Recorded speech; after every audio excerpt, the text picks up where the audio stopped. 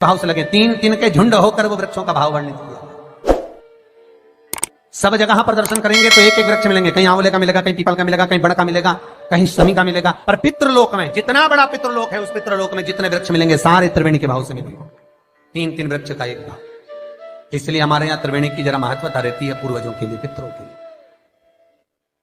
पर शिव महापुराण की कथा कहती है त्रिवेणी का पौधा घर में नहीं लगाया जाता। कई लोग इतने चतुर होते हैं कि घर में ही त्रिवेणी लगा लेते हैं कि गमले में आंवला लगा लिया, पीपल लगा लिया, बड़ लगा लिया।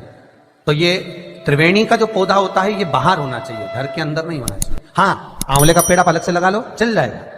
पीपल का पौधा छोटा लगाओगे, थोड़ा समय तक, जब तक पीपल बड़ा ना हो, तुम्हारे सिर पर छाया नहीं हो, तब तक तो आप घर के अंदर लगा सकते हो। पर पीपल बड़ा हो जाए और उसकी छाया आपके सिर पर आने लगे तो उस पीपल को घर में नहीं रखना, उसको बाहर लगा दो। आंवले का पौधा आपको बड़ का पौधा छोटा हो, उसकी छाया ना पड़े, तब तक आप पूजन के लिए लगा लो, मना नहीं है। पर बाद में जब छाया सिर पे आने लगे तो बड़ को भी आपको बाहर लगाना पड़ेगा। केवल आंवले का पौधा ऐसा होता है जो घर के अंदर आप लगा सकते हो। शमी का पौधा घर में लगा सकते हो, पर शमी का पौधा भी जब बड़पन में आ जाए, बड़ा हो जाए, तब उसको भी हटाना पड़ता है।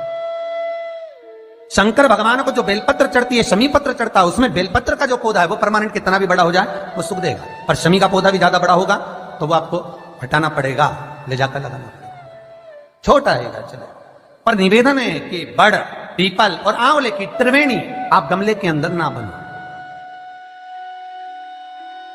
आप गमले के अंदर, कई माताओं की आदत है त्रिवेणी कहां पूजने जाएंगे, त्रिवेणी पे कहां दिया लगाने जाएंगे, तो गमले में त्रिवेणी बना लो, बड़ का पौधा भी लगा लो उसी के अंदर, उसी में आंवले का, उसी में पीपल।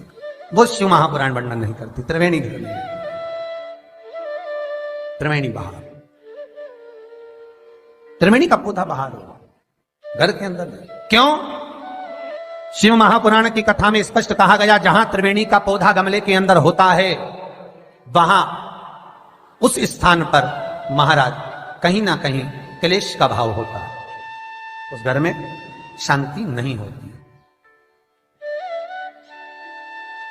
क्यों? तो उसका भी व्याख्यान गरुड़ पुराण में कहा गया। क्या वर्णन किया गरुड़ पुराण में? कि जब जीव आत्मा को लेकर आया जाता है, सारे सुख दुख सब भोगने के बाद में कुछ समय के लिए उसको पितृलोक में जब लाया जाता है, तब पितृलोक में आने का जो प्रवेश द्वार है, उस द्वार में जब वो जीवात्मा सारे दुख भोग कर, तकलीफ भोग कर वो जीवात्मा जब प्रवेश करती है तो उसको लगता है कि यहां पर फिर मुझे कहीं तकलीफ का अनुभव होगा, तो वो अंदर प्रवेश नहीं करती है। त्रिवेणी का जो पौधा होता है, उसी पौधे के नीचे वो जीवात्मा कुछ देर विश्राम कर लेती है। इसलिए शिव महापुराण कहती है त्रिवेणी बाहर पूजी जाए, त्रिवेणी बाहर लगाए। पर त्रिवेणी का पौधा घर के अंदर गमले में रहेगा। जीवात्माओं को जैसे दुख का भान होता है तो विश्रांति लेते हैं, तो आहूत, पितर, वासुक, जो प्रेत योनि में भटकने वाले भी जीव होते हैं, वो त्रिवेणी के नीचे कुछ समय के लिए विश्राम लेते हैं। विश्राम महाराज विश्राम। तो शिव महापुराण में और गणेश पुराण के अंदर एक बहुत सुंदर प्रसंग है। गणेश पुराण में जैसे दुर्गा का प्रसंग कहा गया है, कल उस प्रसंग को थोड़ा वर्णन करेंगे गणेश पुराण के, कि कौन सी दुर्गा किस चीज के लिए लाभदायक है। तो गणेश पुराण में शमी के जो पत्ते का वर्णन करा गया, तो उसमें स्पष्ट कहा गणेश पुराण में कि यदि एक लोटा पानी, एक कलश जल, उसमें चंदन घोलकर, अक्षत के 5 दाने और पीपल के 2 पत्ते उसमें डालकर शमी के पेड़ के ऊपर उस जल को समर्पित कर कर आप अपनी कामना बोलकर जिस कार्य के लिए जाते हैं, वो कार्य मात्र 3 दिन में सफल हो जाता है। मात्र 3 दिन लगते। गणेश पुराण शमी पत्र का, शमी का जो पौधा आपको कहा था, बेलपत्री माता पार्वती के नैनश्रू से प्रकट हुई, रुद्राक्ष का पौधा शंकर भगवान के नैनश्रू से प्रकट हुआ, और शमी का जो पौधा है वो उमा और महेश, माता पार्वती का जो एक अवतार हुआ था, उमा अवतार। तो माता पार्वती, तो 52 अवतार माता पार्वती के हुए हैं, उसमें एक अवतार माता पार्वती का उमा अवतार है। तो उमा अवतार जब माता पार्वती का हुआ था, तो उसके साथ में शंकर भगवान को महेश्वर अवतार लेना पड़ा था। महेश्वर अवतार भगवान शंकर ने लिया। तो उमा और महेश्वर का जब मिलन हुआ था, उस मिलन के दृष्टिकोण से, उस मिलन की दृष्टि से शमी का पौधा उत्पन्न हुआ। शंकर भगवान की जो जलाधारी है बस उस जलाधारी का मुख उत्तर का होना चाहिए।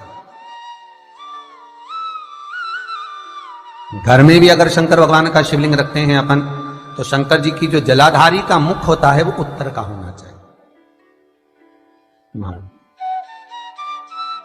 उत्तर।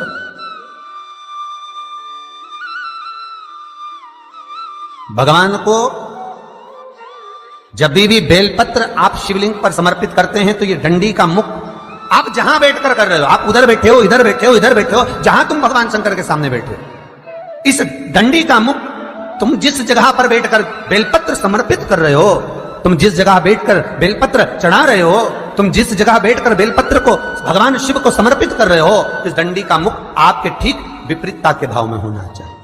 भगवान शंकर को जहां बैठकर चढ़ाओ, डंडी का मुख विपरीतता। महाराज, जब शमी पत्र भगवान शंकर को समर्पित करो तो शमी पत्र की डंडी का भाग आपकी ओर होना चाहिए। बेलपत्र की डंडी विपरीता भाव और शमी पत्र की डंडी का भाव, शमी पत्र की जो डंडी होती उसका भाग अपनी ओर होना चाहिए। यह बटकेश्वर महादेव कोई साधारण नहीं है हमारा।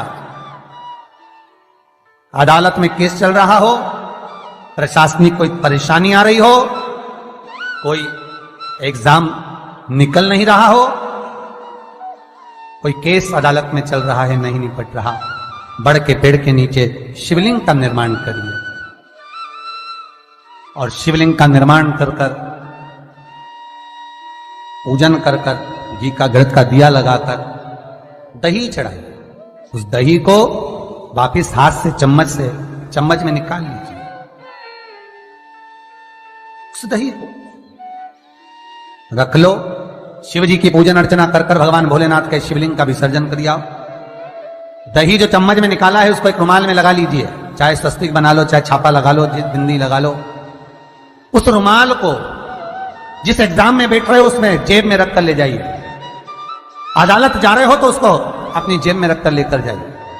महाराज, बटकेश्वर महादेव का पूजन, बटकेश्वर महादेव का स्मरण, बटकेश्वर महादेव की आराधना, बटकेश्वर महादेव का नाम जाप, बटकेश्वर महादेव की